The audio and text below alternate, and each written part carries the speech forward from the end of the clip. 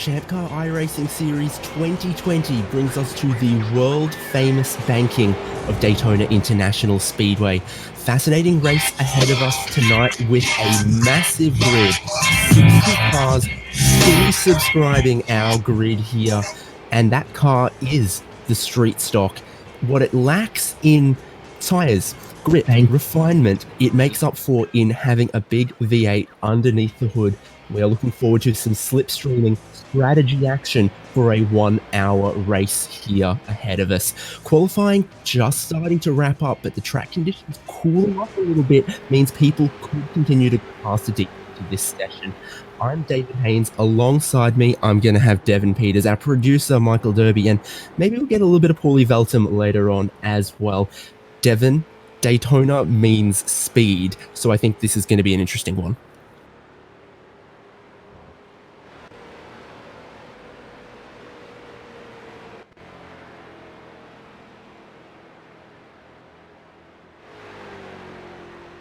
Devin, have I got you there? Yeah. Daytona means speed, so what are we expecting here? I think we're going to have a really good race today. Just looking at the qualifying times so far, we've got a real tight top, and this is a track and a car combination that's going to be very challenging for the drivers, not just on the first lap, but all the way through the stint. Yep, indeed. So a pit stop going to be required somewhere during our race today, and that's because everyone is starting on the same fixed setup with a limited amount of fuel. So fuel stop absolutely required. When the drivers take that is a big question. And of course, I think we'll see almost everyone deciding to take tyres with that pit stop. They can get that changed within the time it takes to fuel the car.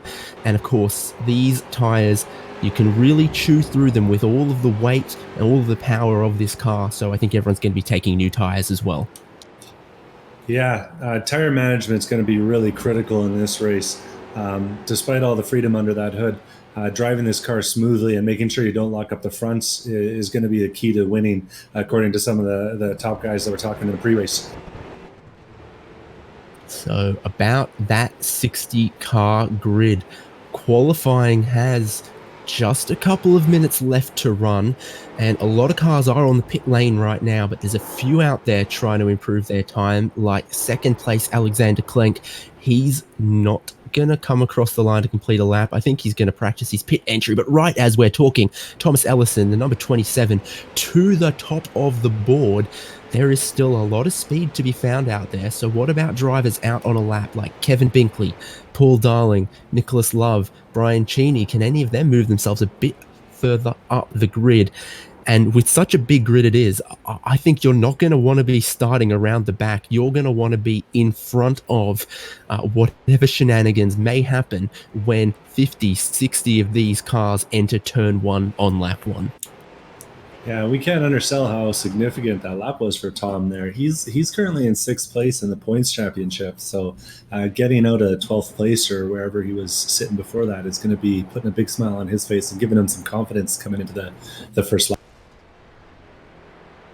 Yeah, exactly. A couple seconds left on the play clock. You're going to see the checkered flag very, very shortly. Alex Albert comes across to improve his time. No, he can't improve, and he remains 9th. So 3 minutes then for all of the drivers who are out on a lap to try and finish it. Did Alex Albert get to the line early enough that he has one more flying lap? He might just do. Paul Darling is going to come to the line in the number 55. No, he's not. But pit entry here, you know, it's pretty straightforward, literally. But you approach that start of the pit lane at such speed. This is not a car known for its braking performance. Do you think that's going to catch some people out? For sure. As we were doing some testing for this event, I found that the fronts were really, really easy to. I don't know if it's just the transition into turn one that's causing the problem, or just the fact that we're driving effectively a bathtub with about 400 horsepower. But either way, it's really challenging, and this car will get out from underneath you going into just about any corner if you're not giving it your full attention. Yeah, precisely. just one or two more cars still out there. I see Chris Knisley maybe attempting an improvement to his lap, maybe just feeling out the conditions before we go racing. And wow, this is definitely going to be an interesting one. We continue the rotating schedule of cars here in ChampCar iRacing Series. We've already seen the NC Mazda MX-5. We've already seen the Pontiac Solstice for 2 races. This is going to be our first round of the year with this street stock, which we are going to see again at a couple more of the circuits that are high speed, higher horsepower. So a couple more places we're still going to see this car, including Auto Club Speedway later in the season. This isn't the only time that these drivers are going to drive this car. So even if things don't go their way today, I think there's still plenty to be learned of how this street stock goes in road racing. Yeah, and we are seeing a few different names that we haven't seen at the top of the timesheets yet. Chris Flamion set a real stonker of a lap that put him into second place with a 2:00.479. And he's not someone that I think has been in the top 15 so far this season. So different car, different strengths for folks, but it'll be interesting to see how it all plays out. Yeah, certainly indeed. So we're waiting for the checkered flag on this session. We have the checkered flag. We're waiting for time to elapse. It will do shortly. And then we get ready for the race here tonight. As I say, fixed setup on all of the cars. Brake bias, though, is able to be adjusted from the cockpit, and that could prove maybe advantageous to some drivers who think they can work that to their advantage, because the balance of this car does move significantly as the rear tires wear down, as it is so easy to do when you have that unrefined horsepower in the car. Time elapses. Car's going to line up on the grid behind the pace car, ready for our rolling start. 60 minutes, 1 pit stop. That's what's ahead of us. Let's have a look at that grid. Tom Ellison on pole. He's going to have on the front row alongside him Chris Flamion. Next row behind that, all Alexander Rowe with Alex Klenk and Alex Bueller. Then behind that, Kevin Binkley and Garrett D'Alessandro. DJ Alessandrini, a previous winner in this championship this year, is going to start out as 7th. Andrew Pinkerton out of 8th. Alex Albert in 9th, and Alex Coffard is in 10th. Devin, let's have a look at just a couple more. Yeah, we've got Bradley Daly lining up in 11th with Justin Hall on his outside, and Paul Darling and Brandon Schoen in 13th and 14th. Andrew Archer and Matthew Thompson with Peter Lazone and Nicholas Love lining up behind them. Behind that, we've got Kyle Guillory and David Evans wrapping up the top 20. Paul Wildridge is the next one on the list with Austin Newman beside him. And they are sort of starting to get into the 201s on our qualifying timesheet. Ben Schaff, Chris DeShong behind them, Brian Cheney, Jay Sofianek, Chris Neasley, Jacob Loesch, and Vincent Coker in 30th. Full field here today, so I'll keep on going down the list. Jared Douglas in 31st, Philip Crane in 32nd, James Wolak in 33rd, Max Lupfer, Christopher Wilson, Connor Kennard, David Palermo, Andrew Cardinali, Tim Glass, and Joel Bouncy down in 40th. And heading towards the back of our grid, we've got Elzar Mann, Peter Monin, Andrew Shembry, Kent Jones, Britton Mann, Todd Chapman, Chris Rallo, Kyle Van Story, Carl Hudson, Brett Haywood, Morgan Humes, and Ryan Gersmer wrapping up the last of the folks who set a qualifying time. There are a few notable names that did not set qualifying times today. In particular, John D. Allen, who's currently, I believe, in 3rd place in the points. He didn't set a time, and I'm not seeing him out on the grid yet, so he might be hurrying back to his computer or maybe missing the start entirely with the way things are working out.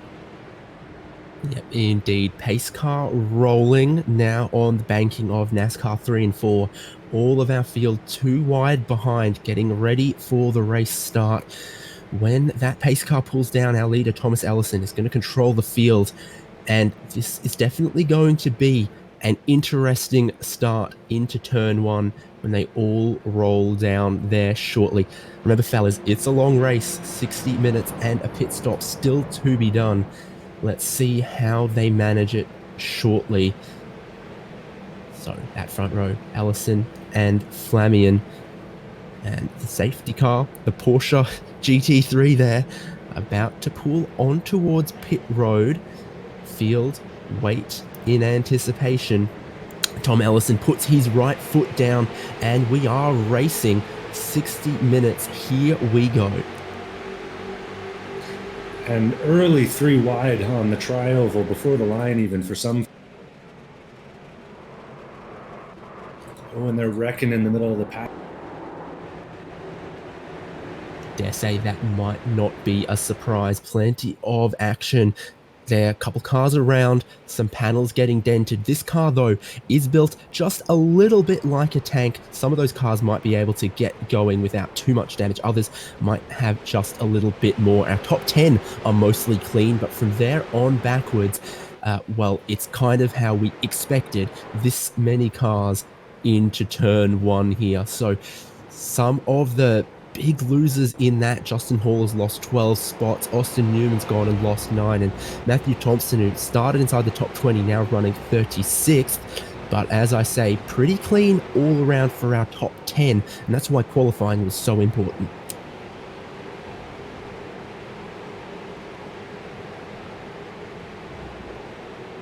Yeah, and as they head out into NASCAR 1 and 2 for the first time, DJ Alessandrini, who's fighting for his life on the outside of Andrew Pinkerton, has got to be feeling pretty good about that safe trip through the infield. Other people maybe not. Yeah, big gainer in 6th place, though, is Alex Albert, who's gained 3 on this race start. So plenty going on there. They go through the bus stop for the first time, and that is a difficult corner in these cars. They don't want to turn at low speed. They definitely don't want to turn at high speed, and that is what the bus stop is. A 3rd gear corner in these cars, and your run off there is so critical for the longest run of the straight. And Alexander Klenk looks like, is that Klenk or someone else? Coffard? Flamian. Troubles there for Flamian through the bus stop. He's going to drop back a lot of positions. He might have gotten in there too hot. Too wide for the lead here, though, as the 35 of Alexander Klenk challenges Thomas Ellison. Ellison gets the run off the exit of the corner, though, and is just going to try and hold on to that lead battle. For second has Bueller trying to get in the picture as well. We have yet more drama through turn one. Clean for our top 3, but behind that, it's much harder to say so.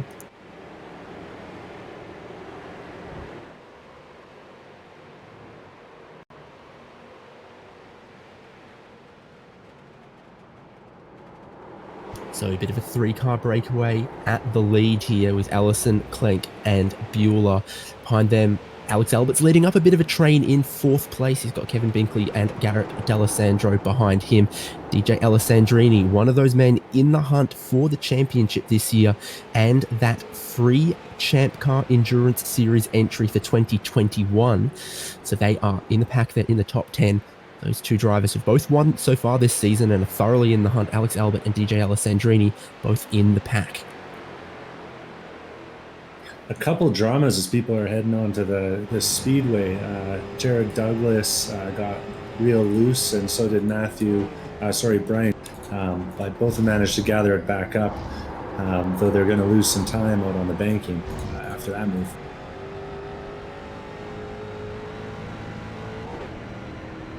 So some very exciting opening laps here at Daytona.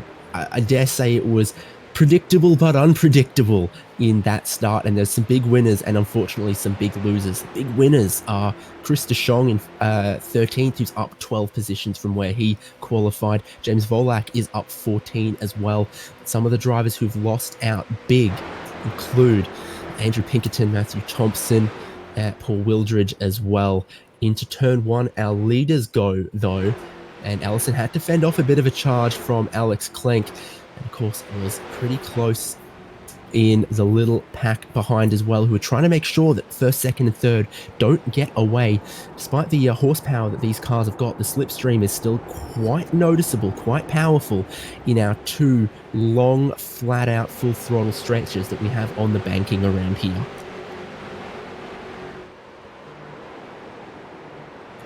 Yeah, and I've just been watching this battle here between Chris Flamion and Chris Deschamps getting pretty spicy.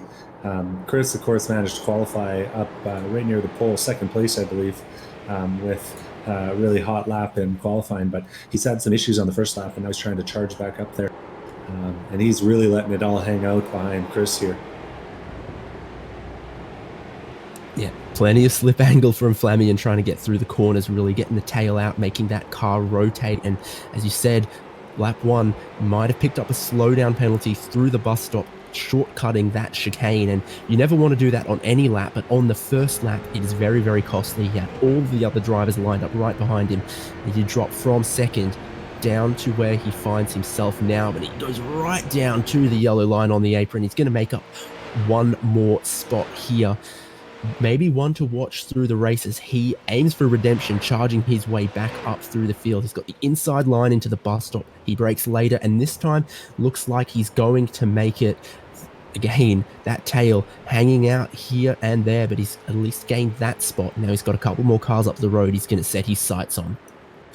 And he had an interesting sight as he was heading through the bus stop, because Alex Albert made it 3 wide on Alex Bueller and Alex. And it looks like Clank might be giving back a slowdown penalty right now, by the way he's lifting on the tri-oval. Yeah, but that moves Alex Albert up into second place, which might not have Thomas Ellison all that excited, because they are, of course, battling for the championship. Alex leading the points at this point in the season. Yeah, Clank definitely went high and rolled a little bit out of the throttle on the banking across the start-finish line. It is fiercely competitive in the top 8 here. That top 3 breakaway, absolutely no more. As you notice, Albert has moved his way up into second, so he's gained 7 positions from the start. And a little pile-up going into turn 1 that time. Austin Newman lost it after some contact with, looked like James Wolf. And then they're doing it again in the horseshoes. These cars are really hard to control up close and personal, especially with the tires locking up as they start to get a little warmer here. And so I'm expecting that we'll see a little bit of that in this race. Indeed. So dramas all through the pack, and quite a pack of cars we have indeed. Alex Clank maybe going to drop another position back at the front of the race here. Looks like Alessandrini gets a much better run onto the banking here as they approach the bus stop, and he's grabbed one spot away there. Clank looks at fighting back. In the draft, gets the rear, all sorts of squirrely, 2 wide on the entry to the bus stop, rarely works, and Alessandrini's maybe going to hold on to that one for the moment.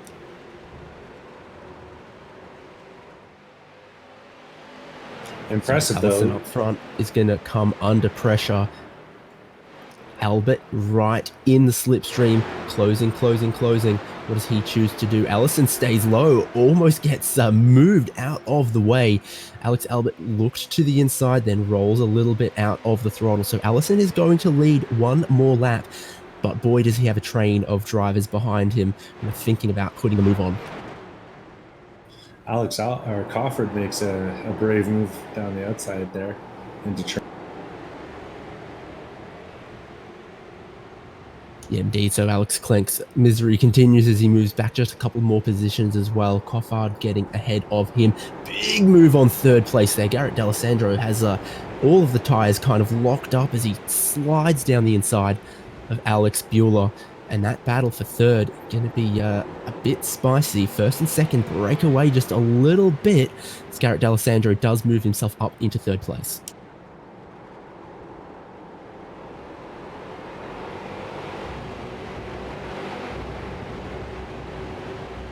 Yeah, and looking back through the field, we're starting to see things calm down a little bit as the field spreads itself out.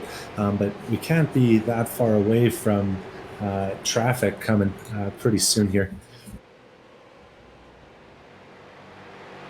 especially with all the drama on the first few laps. Yeah, there is a little bit of cars out of place, but for the most part, they are around the same part on the racetrack there. So Bueller is going to have a look at getting back. Garrett D'Alessandro can't do it this time, and taking a dive on the brakes on these cars, very, very difficult to do. It's a tough car to stop, a tough car to get turned as well. And D'Alessandro gets a poor run out of the bus stop. Bueller goes high. They're too wide for third place on the banking here. And I think Alex Bueller definitely has the momentum, but if he's not all the way clear, he's going to be on the outside for turn one. That's not quite how you want to do it. They're almost bump drafting behind as well. So this is going to be difficult for these two. They stay side by side. Garrett still has the inside. Bueller still around the outside. Tries to cross back underneath. Cannot do it. This really is a car that's uniquely suited to Alexander Bueller, though. If you've ever looked him up on YouTube, you might find him. He's got a number of drifting videos on YouTube that have done quite well on the iRacing subreddit. A few thousand views on those, from what I understand. And he really knows how to control a car when it's sideways. So, you want to be in front of him. Of course, we're racing, but he's definitely a guy who could slide one up the inside on you, and you might not even know it's coming. Battle in the top 10 here. Kevin Binkley and DJ Alessandrini. Binkley tried to get that position. Alessandrini has it for the moment. They're battling over fifth, but Binkley tried through the infield in one of the horseshoes, and it didn't quite pull off. I think your best bet really has to be a good run out of the bus stop. That's where we're going to see most of the clean passes made.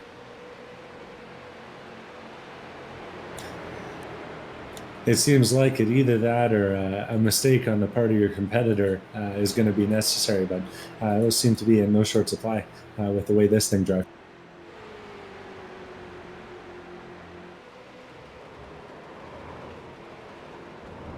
Yeah, for sure. Our leaders through the bus stop once again. Difficult change of direction at high speed. A car that doesn't really quite like doing that. But first and second are trying to get away from third. Ellison still leading the train. Alex Albert right behind him. They are just more than a second clear of the D'Alessandro, Bueller, Alessandrini, Binkley, Coffard, Clenk train there for third place. Outside of the top 10, some drivers having a good day, picking their way through the spins and the bumps. Be Chris DeShong, who's up 14 into 11th. Jacob Lersch has slid onto our radar in 15th place. He qualified 29th. So keep that up, and a top 10 you would not rule him out for. So a big grid definitely means that there's an opportunity for some of those drivers who didn't qualify so well to gain some spots as they just demonstrate better racecraft potentially. Yeah, and it's just like a real champ car race in that way. I mean, you might be the fastest car on track, but you got to be out there for every single lap of the whole race. Otherwise, you're going to have a poor finish. Chris Neasley is another one who's managed to jump up 10 spots since the start of the race, starting at 28th and up to 18th now. He's got a nice clear track in front of him as he pulls up to a pack that's been battling pretty solidly. Kyle Guillory, after avoiding narrowly the wrecks on the first lap, has managed to make himself another 5 spots, driving through a few of the guys behind him like Jacob Loesch and Nicholas Love up to 14th place. Exactly. Seems like qualifying can be one thing, and driving cleanly through traffic, picking off other cars, much different proposition. Someone is around there as Guillory and Jacob Lersch work their way back onto the banking. Jacob Lersch, we said, up 14 positions. He got a great run onto the banking. He's right in the slipstream of Kyle Guillory. I think he might be able to move himself up another spot shortly. Is it going to be before the bus stop? I'm not sure. But he is closing on the way towards the braking zone at the bus stop. Does he put the nose to the inside? No, he doesn't. He's going to wait, but he's closed quite a bit on this lap so far. And the pressure on Guillory looks to be working, as Guillory got very, very sideways through the bus stop, but I think so too did Jacob Lersch. Nicholas Love in the picture there as well, and this is a battle 14th, 15th, and 16th. You love to see it. Yeah. Looking back, I don't know if that smoke screen's still hanging over the track, but it looks like Ryan Gerstmer, a good friend of mine, that's why I'm shouting him out, has unfortunately blown a motor, so he's pulling into the pits now. It looks like he'll be our first stop of the day, other than maybe a couple on lap one for some fast repairs. But we won't be expecting fuel stops here till probably 30, 35 minutes into the race, unless someone thinks they can get an advantage by undercutting. Though, as you and I both know, stretching the tires on this thing can be a bit of a bear to do, given how you burn them up just driving it regularly. Yeah, indeed. There'll definitely be some different ideas up and down the pack about exactly when to pit. The starting amount of fuel in these cars, they will be able to go past halfway, but I imagine the drivers who've given some thought to this will be imagining that the strategy might be dictated by the tyre life more than the fuel stint length. Guillory, though, still under pressure from Lersch, and Love goes all four tyres onto the grass, finds out there's a lot less grip there than there is on the paved stuff. He's going to drop back a bit. This might become a two-car battle here between Guillory and Lersch.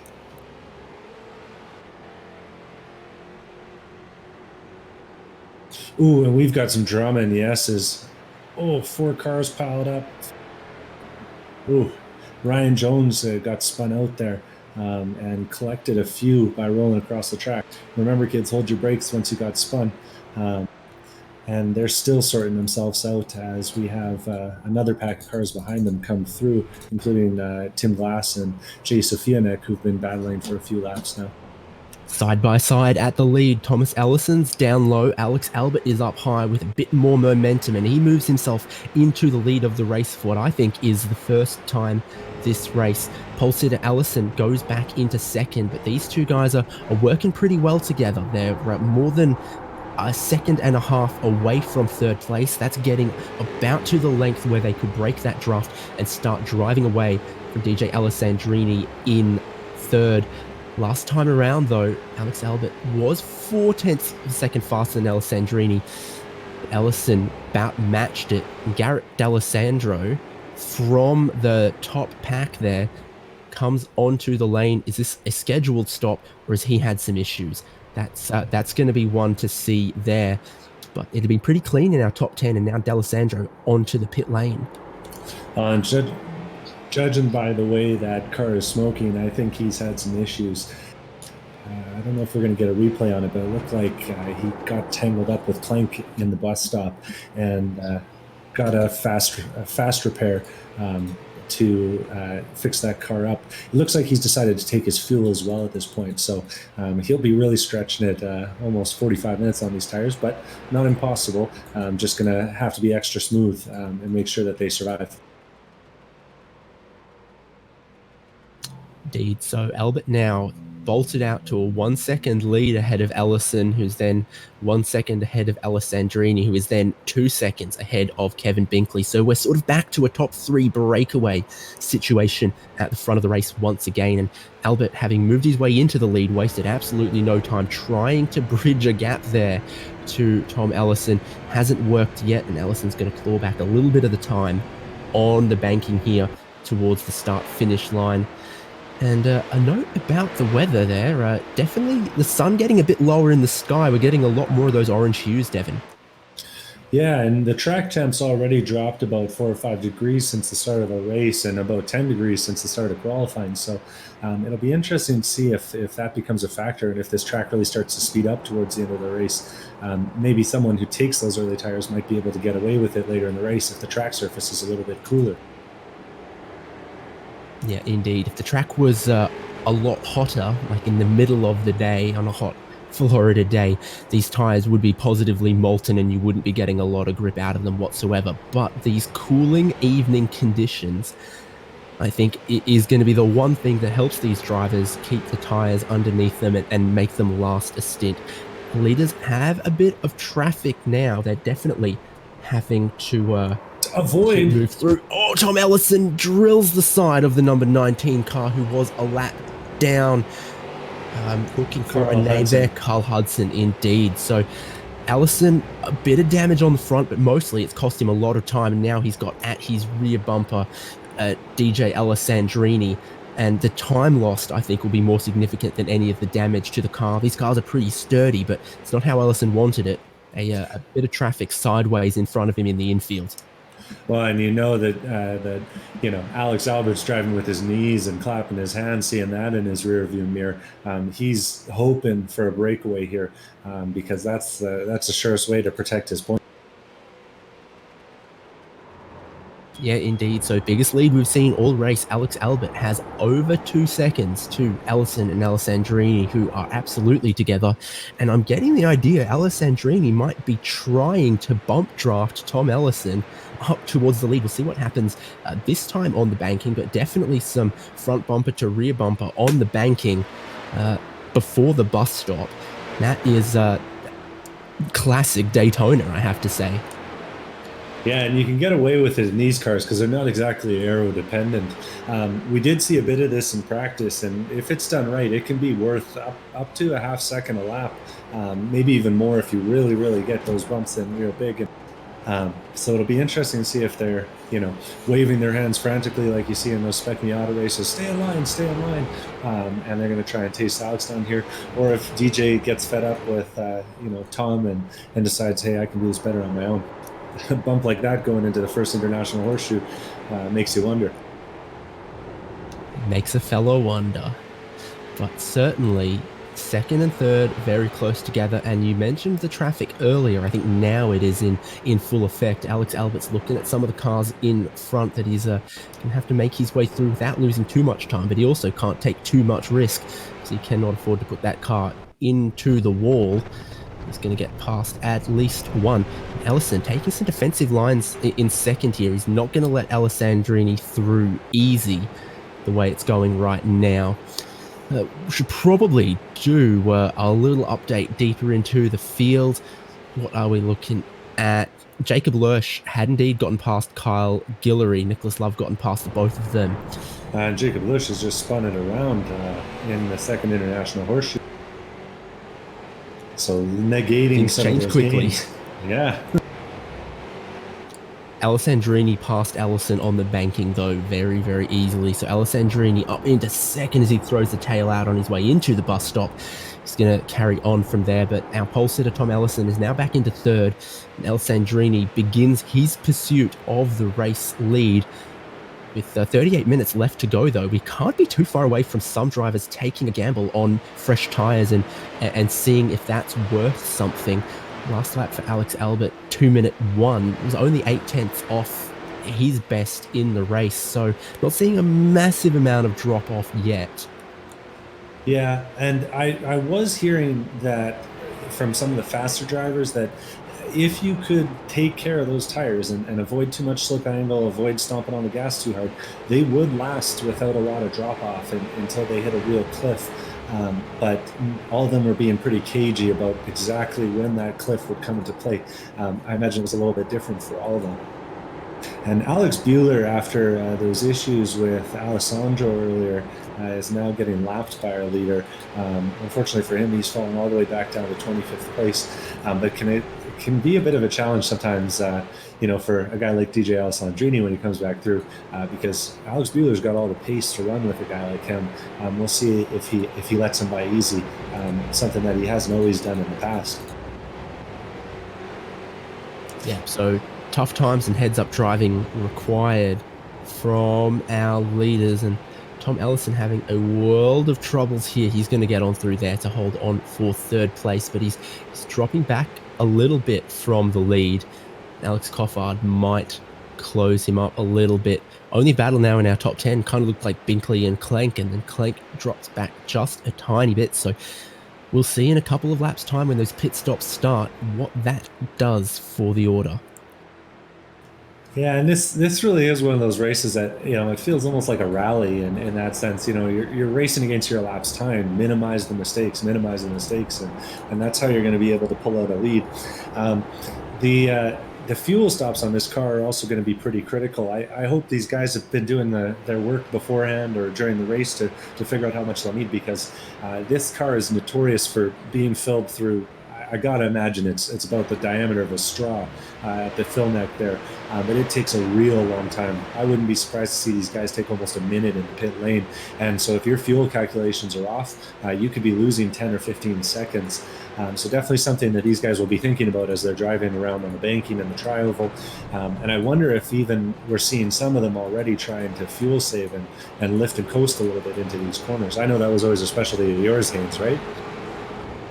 I definitely gave it a good go at times. Oh, dramas there. DJ Alessandrini is around in the infield as he had some difficulties getting past the 72 car there in the infield. A big grid means big risk, I think, for some of our leaders trying to work their way through all of these cars that are fully spread out now.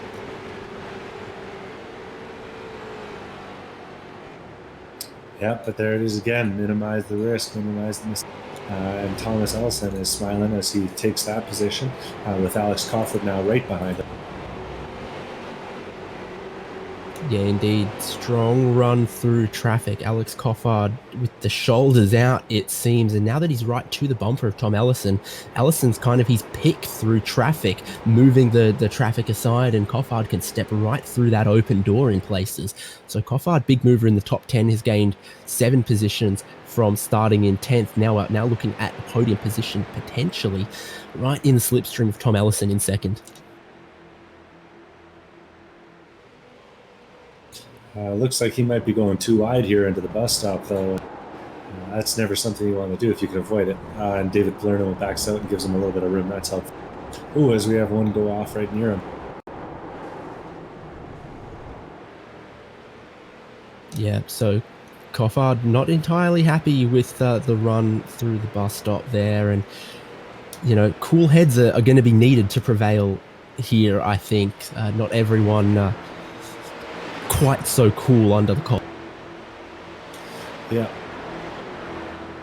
It is interesting to see, though. You know, you get a guy who gets a little bit loose, and these street stocks are among the cars that have been recently updated to iRacing's new tire model 7, which is a lot more punishing in terms of the way the tires heat and cool.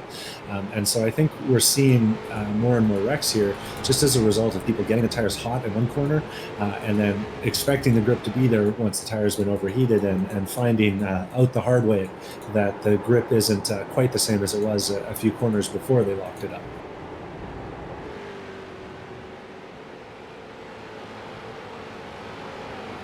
So closest cars in the top 10, Alessandrini and Clank, as Chris DeShong moves past Andrew Archer as well. So bit of movement starting to happen in the top 10, and that's really happening as the top 10 are catching all of this traffic at this point in the race. If I was some of these drivers, you might be thinking about pitting early if you saw a bunch of cars in front of you and know that some other drivers lost time trying to get through them. Definitely just maybe try and do something a bit different. Yeah, but at the same time, if I'm one of these drivers in the top 5 here, Alex Albert, Thomas Ellison, Alex Cofford, Kevin Binkley, DJ Alessandrini, well, that reads like our points race right now. That's 5 out of the top 6 guys. And, you know, I always like to have my competition where I could see them. So I might be waiting to see who flinches first, see who says who my tires aren't going to make it, and dives out of the way.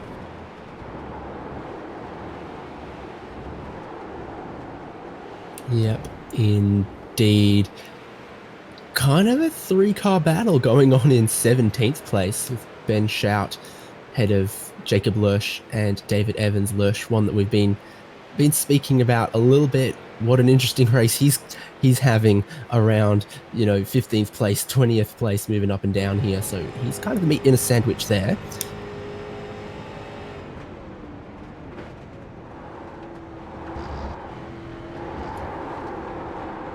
In fact, Lurch has lost a spot or 2 so far on this lap, and I wonder if he's got any particular dramas. He's certainly found some other drivers to race here with David Evans behind him and Ben Shout in front. Chris DeShong from 11th place is going to blink and come onto the pit road, so that's definitely some drivers thinking about it here. Almost everyone else looks like they're going to stay out, and I have my eyes once again on Jacob Lurch closing in on Ben Shout towards turn 1. Big run from Lurch, but is it close enough to make a move? He doesn't quite think so, or does he? The number 5 locks the front, runs a little wide, but not wide enough for Lurch to come on through. This guy's going to continue to battle there, and you really do got to be careful how you get into turn 1, because once you lock a tire and you're coming in too hot, boy, is it going to be very, very difficult to have any hope of making that corner. Yeah, absolutely. We've got Christopher Rallo and James Wolak trying out the 2-wide strategy. And I don't know if it's you can see it on the broadcast, but from our booth we can really see the rubber starting to build up on the outside of turn 1, and all over the track. Frankly, with this many cars, there's so much clag and debris, and not to mention the dust on the apexes. If you get out there, you can really tell the difference in the grip levels, and I think that's catching some of the folks who maybe did a little bit less practice in the official session, catching them out a little bit, as the track was swept between qualifying and practice. Yeah, definitely a lot of tire being laid down conventionally, but also plenty of lockups. If you're looking anywhere in turn 1, it's hard to miss someone locking up a brake somewhere. Lurch, big run at Shout once again towards the bus stop, looks for the inside, and it's tough to miss Lurch as he gets the rear all sideways, but he might have almost made the pass. Not quite. The 5's going to go for a run back through. Lurch a meet in the middle of a 3-wide sandwich there as more positions change hands. The 20 and the 16 look to come on through here.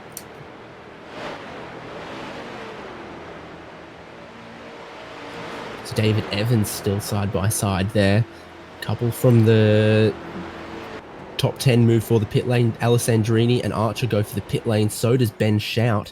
So just past halfway, a lot of drivers are thinking about their strategy. Also got Max Lutfer on the lane. Jared Douglas goes for a pit stop as well. Interesting. Going to keep an eye on some of the pit stop times, but I think one to watch, Garrett D'Alessandro took 21 seconds of fuel. We'll see if anyone... That might be an underfueling. It'll be interesting to see if that works out for him. Yeah, I mean, he was in the draft for a long time at the start. Maybe he managed to save more than... Looking at some of the other times, Alessandrini, 45 seconds of fuel. Andrew Archer approaching 50 seconds and still fueling. 51.9, he leaves the lane there. Everyone, no doubt, will be taking tyres, hopefully. If they're not, they're probably missing out. Ben Shout also looking at towards 50 seconds of fuel, so might be another stop in the future for Garrett D'Alessandro.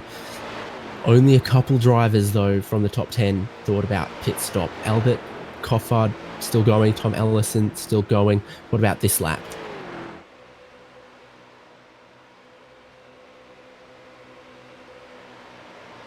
Well, Albert stays out for another, so do Coffard and Ellison behind him, and I think they might be just banking on track position at this point, but Alexander Klenk... Ooh. And we've had a big wreck with Christopher Wilson back on the... back coming out of the bus stop. He's kind of sitting in the middle of the track there as people come. He hit real hard, though. It just got loose, showing you how easy it is to do in these cars.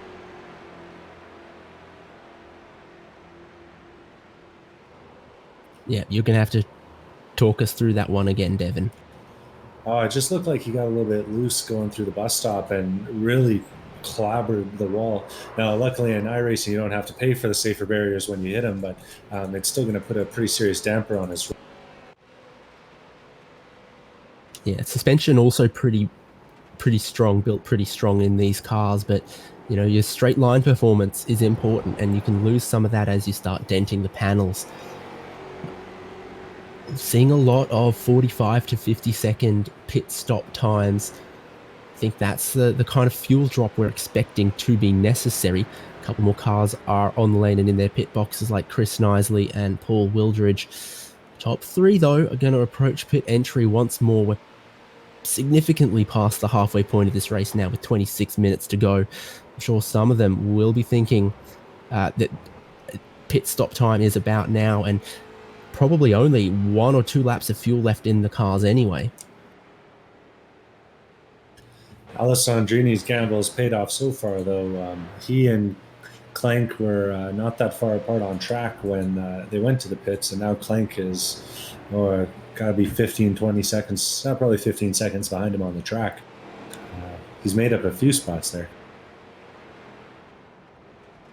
depending on what everyone else does for fuel, of course.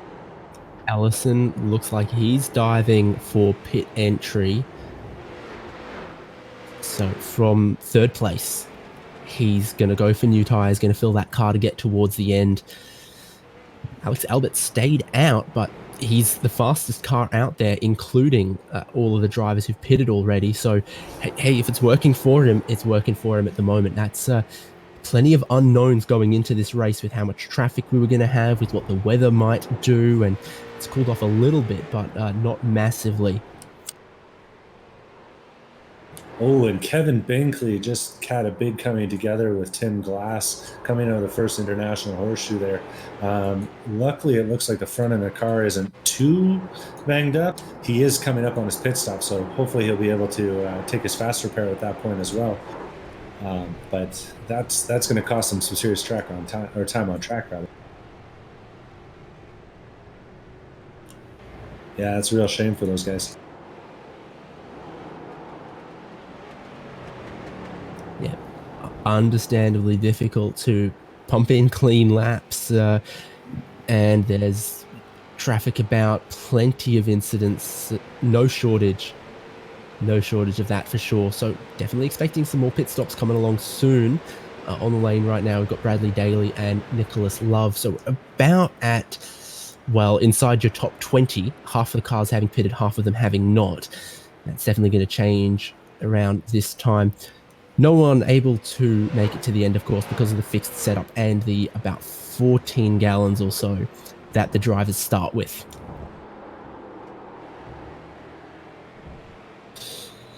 Yeah, just looking at Alex's lap graph, though, of his recent laps, I mean, 201, 201, 201, 200, 201, 201.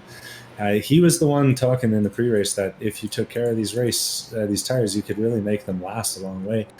And I wonder if we might see him even consider, doing something real crazy like no tires. That would definitely be the spectacle. So we'll see what Albert does, because he's out once again. There's a bunch of the cars behind him are going to come on the pit lane. Third through fifth of Binkley, Hall, and Flamian, almost all together onto the lane and searching for their pit boxes. It's going to be a challenge here for Alex Albert. He's got a car with a blown motor that he has to navigate, and all the 11 then spins off the circuit and gets right out of his way, but certainly not what he needed. And the tyre smoke gets complemented by a bit of oil smoke in the infield. Yeah, and this race off pit road is going to be fun to watch. Justin Hall's going to get dropped first, and then we'll have both Christopher Flamian and Kevin Binkley chasing him out of there. All going to depend on who blinks first on the field. Yeah, indeed. Flamian, Binkley, and Hall all entering pit lane within about a second of each other. Hall looks like he's revving it, ready to go in his pit box, but he's not been released yet. The fuel hose sort of still connected. I say fuel hose. I mean, it's probably not quite. The fuel straw, yeah. DJ Alessandrini has come by, and Thomas Ellison too. Clank coming by now, as these guys are just getting out onto the pit lane exit road. So, different approaches to fuel. Whose math was best in the trial? That might be what decides the few spot. Flamian, the second place qualifier, leads these guys out of the pit lane in that little race, straight into a little bit of traffic, but he's going to try and get past that. And new tyres might take a lap, 2 laps before he gets them properly warm, but then they're going to help him. And our leader, Alex Albert, comes onto the pit lane, and surely that means everyone else who hasn't pitted yet is going to have to follow. We'll wait and see that. Kofar definitely going to come in.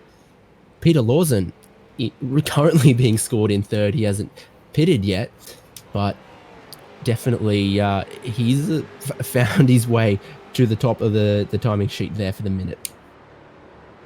Yeah, unfortunately, there's no lead laps led points in the ChampCar iRacing series, but it could be a good experience for a guy who's in the middle of the pack. Oh, but you can really tell just looking at some of the static angles around track. You can really tell these cold tires are scaring some people. I was hearing that it took at least 4 or 5 laps before these tires were really fully up to temperature. Being the slicks that they're really hard to catch once they get sliding.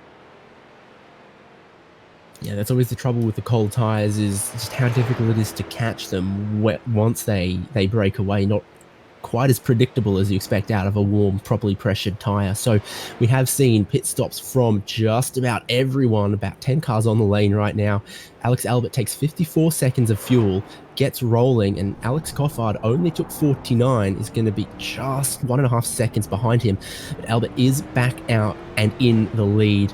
Coffard there in second. Who's going to come through? Sorry, Alessandrini. Yeah, I was going to say Alessandrini got the lead now. Only 45 seconds of fuel for Alessandrini. Albert may have slightly overfueled the thing, it would seem. Alessandrini in the lead, 4.5 seconds. Yeah, but still plenty of traffic just ahead of him. Man, I noticed Albert overshot the pits a little bit on the way in. He had to back up to lock into that pit. And as you can see, taking some more adventurous lines. Yeah, so joining us in the booth here, by the way, Paulie Velsom of ChampCar fame, it must be said. You've been watching most of this race, I believe. What are you making of it? I've seen a good part of it, yeah, and I know these cars are really difficult to drive to begin with, so these guys are doing a fine job. Yep, indeed. Braking distances, very, very difficult to judge in this car as well. Best battle I think we have inside our... Well, we've got a couple of battles inside our top 10, it must be said. You know, the cars of Coffard and Lurch on those cold tyres rejoining the track. Tom Ellison pitted 2 laps before them. His tyres are much better up to temperature. Is he going to be able to drive his way back into third if Coffard struggles on those cold tyres? I think that's the place to watch right now, Devin. Yeah, well, and I got to think that Jacob Bloch still has a pit stop coming, because I don't see one for him, except for maybe a short one right off from the first. I'm also seeing confusing.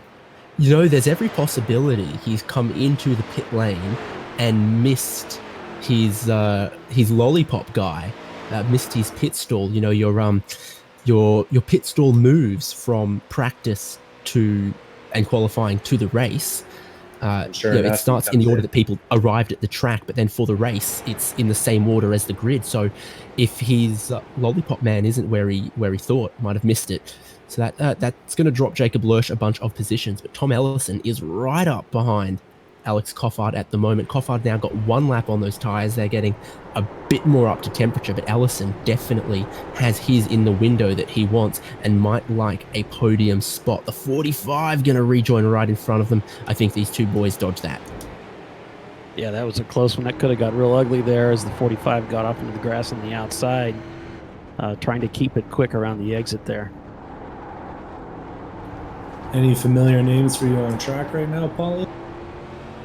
I'm sorry, I was reading something. What was that? Any familiar, any teams or drivers that you recognize?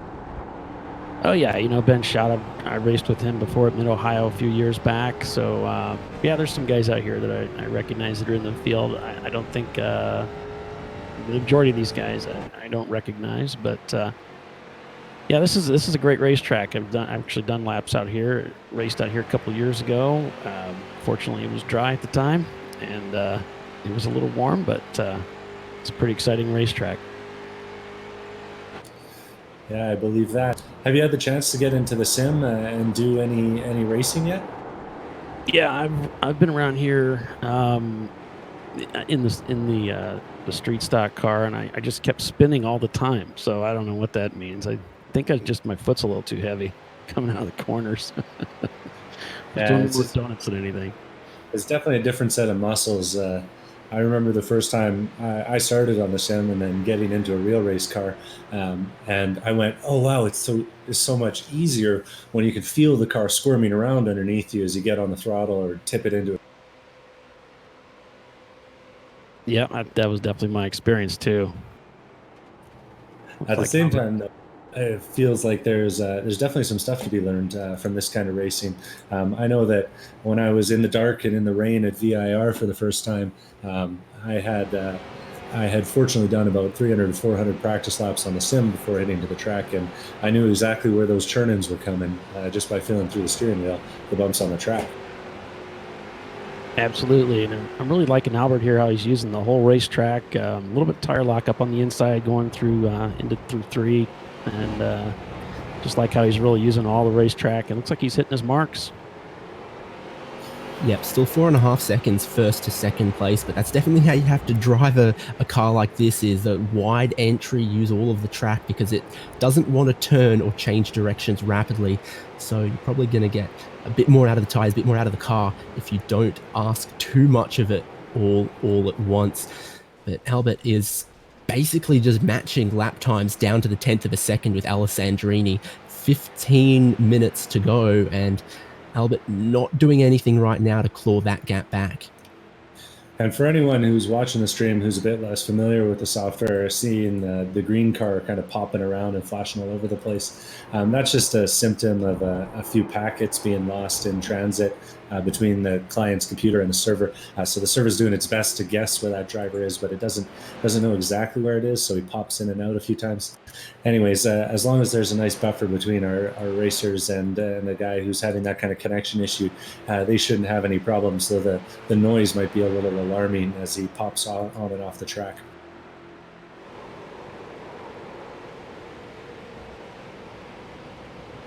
Another couple of guys battling here is Binkley, just ahead of Hall, just ahead of Chris Flamion, our man who qualified second there. So Hall, obviously, since the pit stops, has managed to work his way around Flamion. Flamion had a slow lap last time, but he's still in contact with these guys. So this is a bit of a 3-car battle here. Hall closing up on Binkley. They're going to go side by side across the stripe. Hall looked up high, wanted to come back down low, but wasn't able to do it. So Binkley, if he can make the turn, has held Hall off for the moment. Yeah, and Alessandrini just had a scary trip through some lap traffic there that Alex will be coming up on shortly.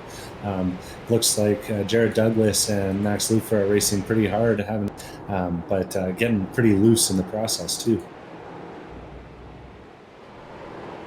Yeah, Douglas has raced with us in ChampCar iRacing series before, and hopefully all of the practice will be paying off for him, a little bit more consistent than last time I remember seeing him.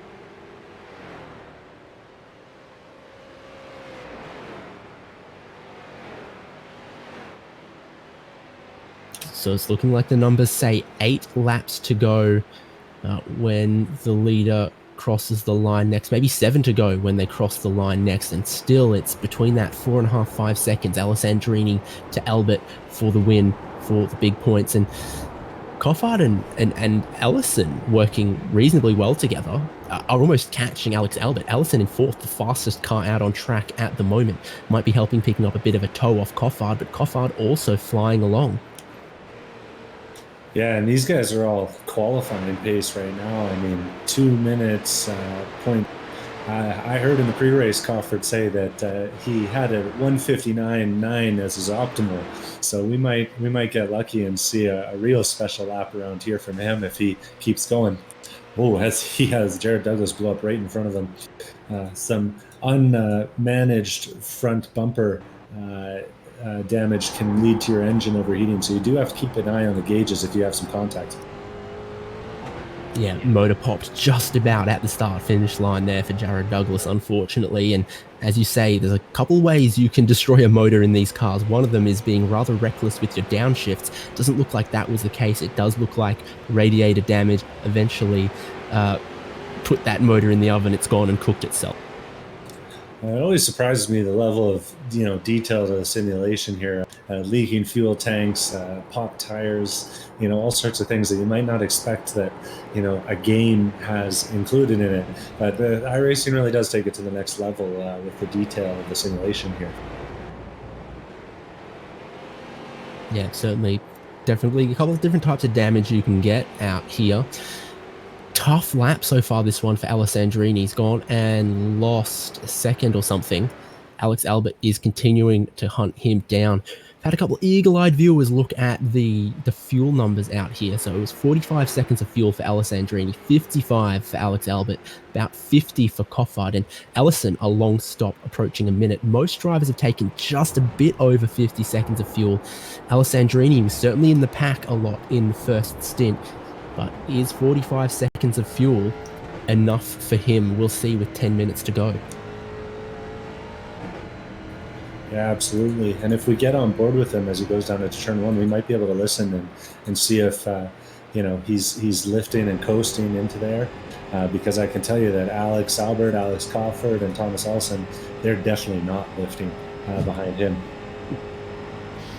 Yeah, got that gauge cluster rather sparse in this car, but I'd say only a slight hint of lift and coast on board DJ Alessandrini. Only 4 gears in this car, and I'd say turn one's normally a second gear corner there, so maybe a little bit rolling it into the corner, but nothing massive, not losing a whole lot of time to any fuel saving at the moment.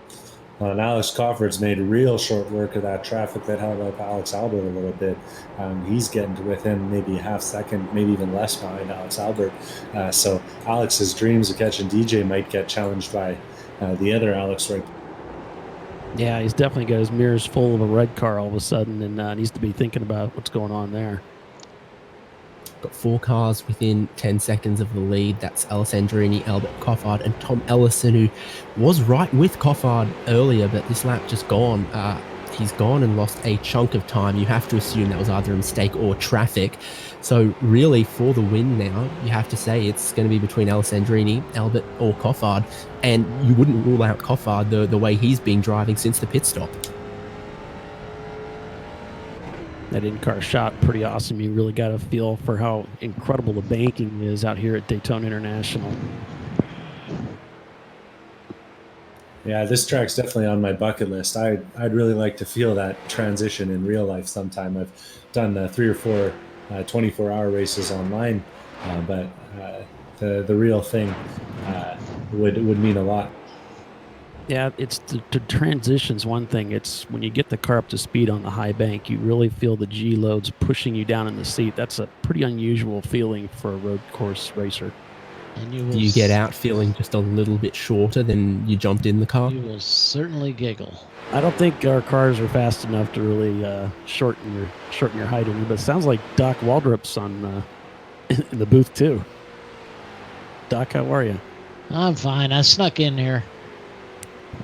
They didn't lock the door, so. There we go. And I hope we're not going to come to regret that. But closing up a little bit at the lead of this race right in the end, Doc, Albert now only 2.5 seconds off the lead. Coffard right with him as well. You got 4 cars under a blanket. What are you thinking for the end? I think it's going to be exciting. Most of these races have been. I've been chiming in or logging in just to watch most of the championship rounds, and they've all been great. So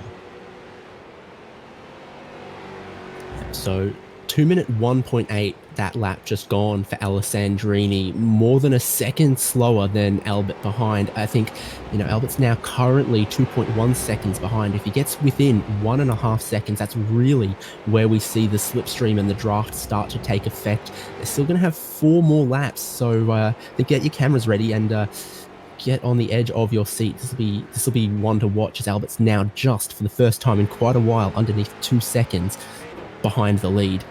Alex Albert's really been sliding that car around. Yeah, and the number 46, though, is using all of the track and then some, too. I mean, these guys are flat out, like I think it was Devon that was saying, these guys are running qualifying laps out there. About 7. What pace is looking like. Great shot from up on the high banks here at Daytona International. Questions around the fuel for Alessandrini have got to be coming back here, because now Albert, a much stronger run on the way into and through the bus stop chicane, puts him 1.7 seconds off Alessandrini. Is 4 laps to go when they're going to cross the line this time. Albert only needs to find a couple more tenths of a second, then he's in that draft, then he'll be at the bumper of Alessandrini, and we're going to have a battle for the lead here on the way down into turn 1. Traffic, and Alessandrini almost moves the 11 car out of his way. You have to say that's going to cost him. Albert, no such dramas. The lead, 1.2 seconds, fellas. Yeah, boy, he's really closed things down, and he's really can smell them now. As we come towards turn 6 now, you can see that car just in his sights. And there's no better feeling as a racing driver than seeing that bumper in front of you getting bigger and bigger. And yeah, I think the way he's reeling them in now, it looks like he's definitely found something, and DJ might be having a little trouble. Be real telling when we get onto the banking in 1 second, because when Albert is right there in the toe, he'll close up even more the way towards the bus stop, then the long run out of that bus stop and towards turn 1. Both of them get reasonable traction onto the banking here, so if Alessandrini has no one to pick a toe off of, then Albert could get that gap down underneath 1 second very, very shortly, making quick work of making this the battle we want to see at the end of an hour race. And DJ's been crushing it through that bus stop chicane there. Looks like Albert had a great exit coming out of 6. Oh yeah, but if you listen to DJ that time, he lifted at the 3 board heading into that corner. His crew chief must be hollering at him about fuel. Lead is now 7 tenths, so Albert closed up a little bit more there as well. A lot of that did look like on the way into the corner. Not sure Albert quite hooked up the exit he wanted, but he's still close enough to be in the toe that we get this far down the straight, and he's closing it back down again no matter what his exit was like. What can Alessandrini do to defend here? All you can imagine he can do is save fuel like hell for 1 or 2 laps and then hope he's got enough to go flat chat on the final lap. And that's the only way you can see him making this work, because that is a huge looping coast into turn 1 side by side. Alessandrini defends the inside, but Albert around the outside can't quite get the traction this time. Alessandrini, there must be all kinds of gauges lighting up in there for him. Yeah, he's really putting screws to the 46 right now, just looking for a way around. And he's just looking for that setup, David. You have to think so.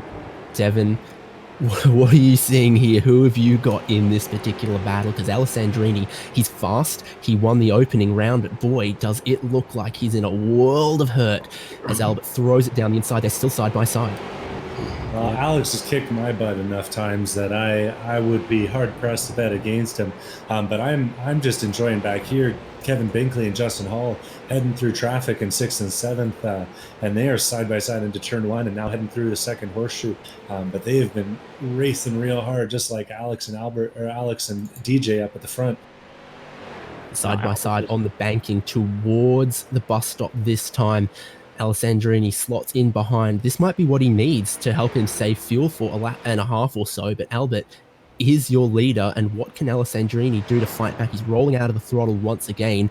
Albert looks like he's got the fuel, he's got the tires, he's got the track position too. Yeah, and Alessandrini just took a slowdown there, I think. I gotta wonder, because he really cut the exit of chicane that time. Poorly. Now, some guys, really like to be in second place, but yeah, he has such a good run coming out of 6. It looked like it was going to be an easy pass for him, and where the 46 is really latched on. Doc, 2 laps to go. What are you thinking here as these guys battle for the lead? I'm going to hold off predicting it, but I think Alex Albert's got the measure of DJ. Alessandrini was right in the toe. He looked towards the inside of turn 1, but he had to roll out of the throttle so early that he was no threat to Albert with 2 minutes to go. They're also still managing to drop Alex Coffard in 3rd. He had a pretty scruffy lap that time, so he's really not in the picture for the win here. But if these fuel troubles get worse for Alessandrini, if he loses 3 seconds on the final lap, he'll lose that second step on the podium. He'd have to lose a bit more time to not stand on the podium, but Albert looks like he's in the best position here. He doesn't have to roll out of the throttle anywhere. It makes it so difficult for Alessandrini to attack. The number 29 car, very, very generous, getting out of the way of our fascinating lead battle here. Yeah, it's just so exciting, and you can really see Albert's just he's able to use all the racetrack. He's totally in the throttle early. This is going to be really difficult for DJ to deal with, and obviously Albert just needs to stay out of trouble. On this draft he's getting off of Vincent Coker is going to help him out on this lap too.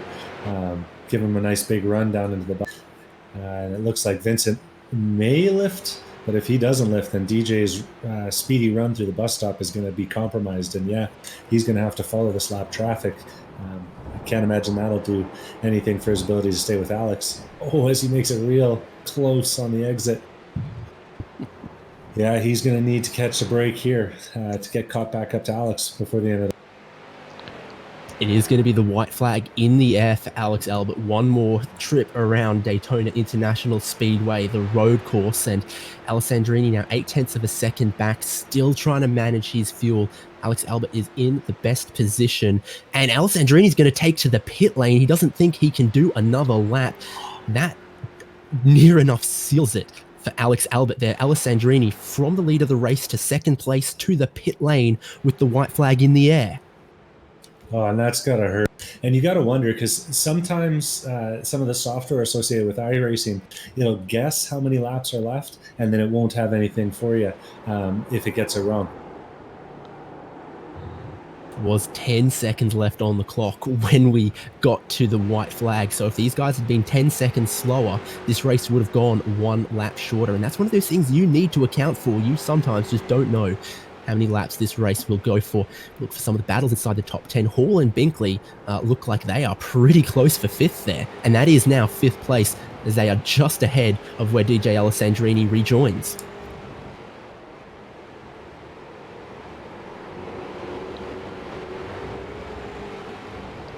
Yeah, and they've been trading spots for the last few laps. And every time I look back, I see more tire smoke sideways, and those two just real close to each other.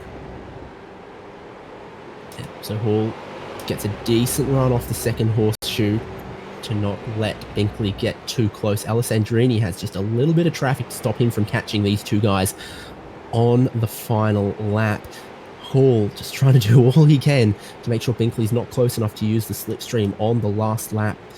You can be the second car approaching that bus stop and still be first to get to the line. That is a definite characteristic of Daytona International Speedway. But I don't think there's any more braking zones, any more turns for Alex Albert. He's negotiated the bus stop on the banking through 3 and 4 towards the checkered flag to take a victory he had to fight for, but one that I think is relatively deserving. So now the flagman has the checkered flag up in the air. 60 minutes and some of racing at Daytona International Speedway, and Alex Albert will take the win in round 4 of ChampCar iRacing Series. But still some battles to happen behind that, fellas. Yeah, Alex Crawford and Thomas Ellison come in second and third. And while Kevin's making a go of it, I think Justin Hall is going to cross the line in fifth. Yep, so Hall, Binkley, and Alessandrini do end up coming across in that order. Tough final lap for Alessandrini there, getting 7th place. Flamian, who started on the front row, well, he'll come across in 8th. And then it's Pinkerton and Deschong behind that. Last cars on the lead lap that might even have a battle. Garrett D'Alessandro and Matthew Thompson, 12th and 3rd. Gonna have a look there, but I'm just not sure Thompson is fast enough unless D'Alessandro starts coughing for fuel on the way to the line here. Thompson closing, but they're not going to close enough before they get to the checkered flag. I think there might even be fuel dramas there for Matthew Thompson. Only one of 2 more cars left on the lead lap. We still got to wait for them to finish before we have official finishing results there. But as we wait for that, I guess I'll throw to Doc first. Your thoughts on that finish? Oh, that was great. It was a fantastic race. It was nice having a full field out there, and glad to see that the ChampCar Sim Series is starting to really come together. Paulie, running out of fuel with 1 lap to go. He got to the lead by really cutting it fine on that pit stop, but he cut it just a bit too far. That's pretty devastating because he really did have things in hand and he was driving brilliantly.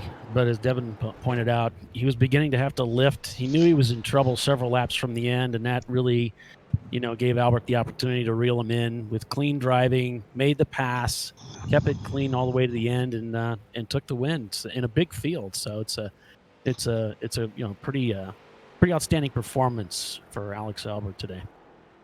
So our finishing order then, your winner, Alex Albert, defending champion, making his run to be 2-time.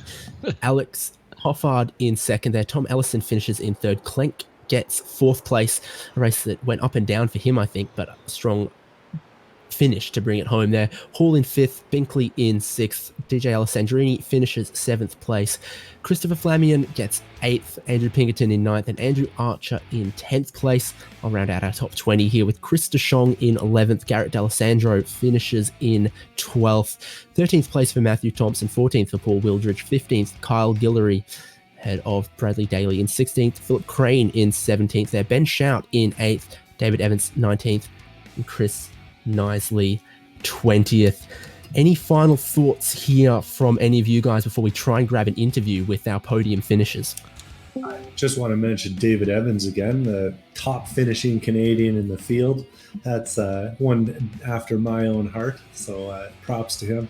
And my teammate Ryan Gervster, who did his, I think, first ever league race, finishing down in 43rd. He'll keep working on that and maybe give a bit more of a challenge to the leaders later in the season. Oh, great job, guys. I've been chatting with Paulie, just going, we got to figure this stuff out by March 28th, because we're going to start up the ChampCar artificial intelligence mini series. So, which fits us to a T. We have mini brains. Yeah, indeed. A lot more iRacing content, I think, coming to ChampCar in the coming weeks, and we'll, of course, let people know where to look and how to be involved when the time comes on those things. We will, though, go to our race winner, Alex Albert. And Alex, first of all, congratulations. I'm sure you knew there might have been a bit of fuel dramas there for DJ Alessandrini, but did you know he was going to pit with one lap to go to give you the lead? No, I thought he might be short because I was right on the money. I had to manage the fuel to get to the end, so I was really confused at how he was 5 seconds ahead and had enough gas.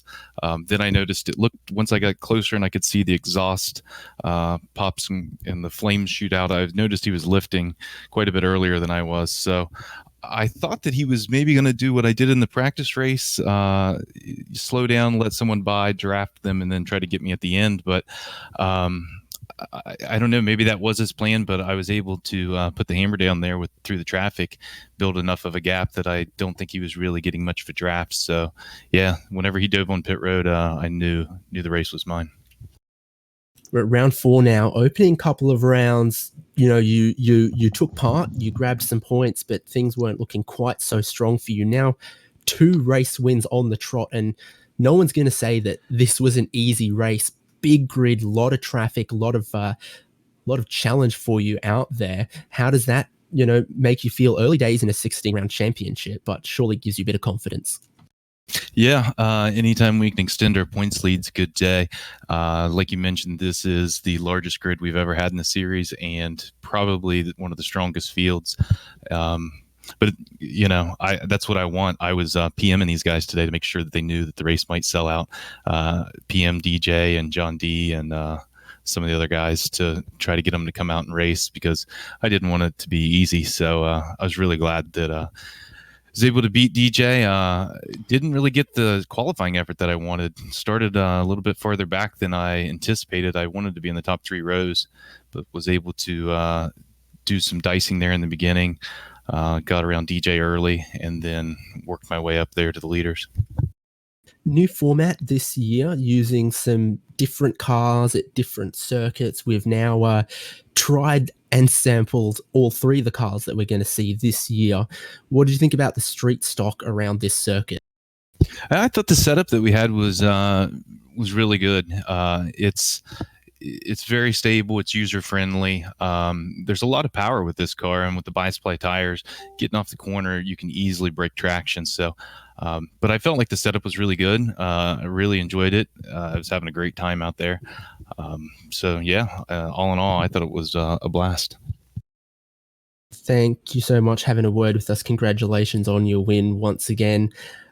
Who's getting it done for you? What shout outs do you need to give? Do you have a message for the people? Yeah, this week I think I want to give the shout out to the HJ boys, top 5 on the list there tonight. So I was hoping for a clean sweep of the podium, but clean sweep of the top 5. That's strongest team effort we've ever had by far. So really proud of all the boys. Just shows the depth of the team that we have. Well, there we go. Our winner, Alex Albert. I'm going to throw this one over to Paulie, and you can have a word with second place finisher Alex Coffer. All right, If Alex. we still got you good. Yeah, I got you guys loud and clear.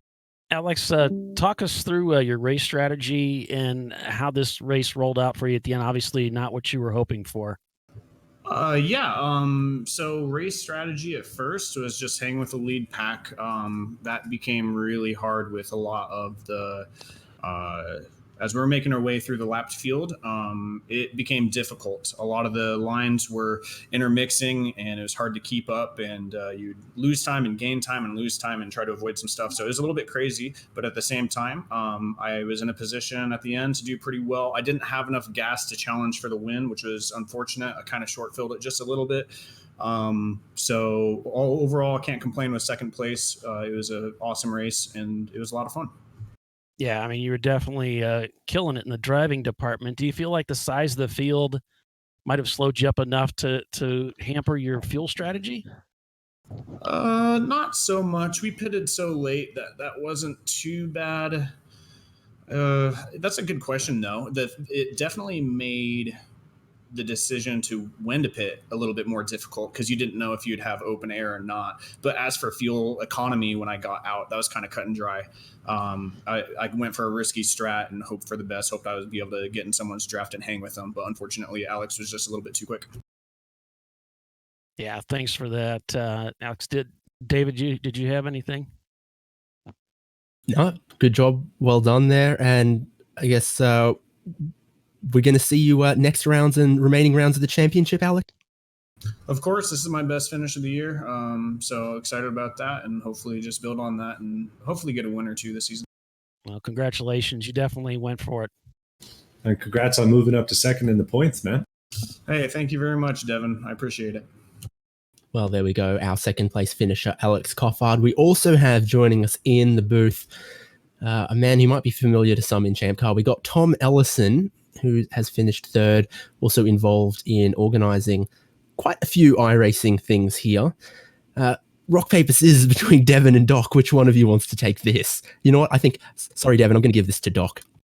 Well, I just want to thank Tom for all his help. I know getting us up to speed, managing this whole series has been much a labor of love.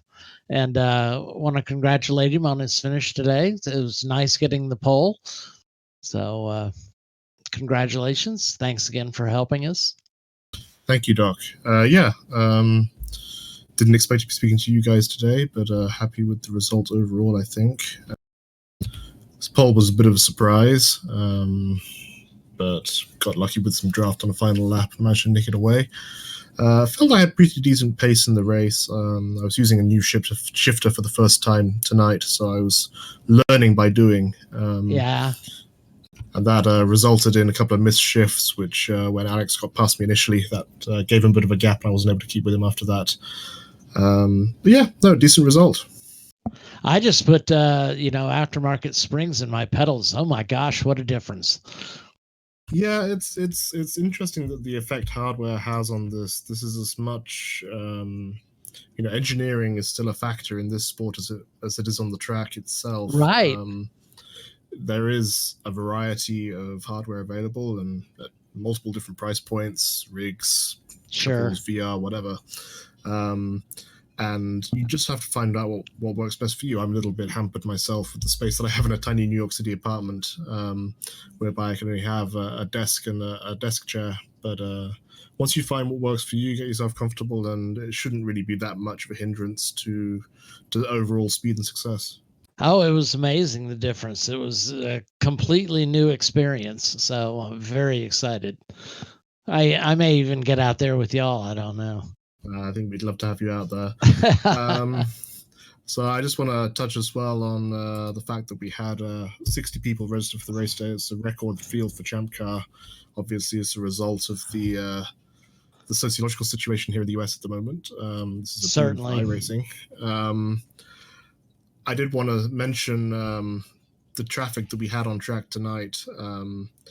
It was difficult. There were a lot of people out there, 60-car field, and obviously a lot of people of varying degrees of experience and talent, I shall say, on track. I would advise everyone to do the practice rounds if you're going to be doing the championship round, because you need to get used to driving in traffic. You need to get used to the different paces that we have on track. We have some very, very fast guys out there. There's some very, very new guys out there. This is ChampCar.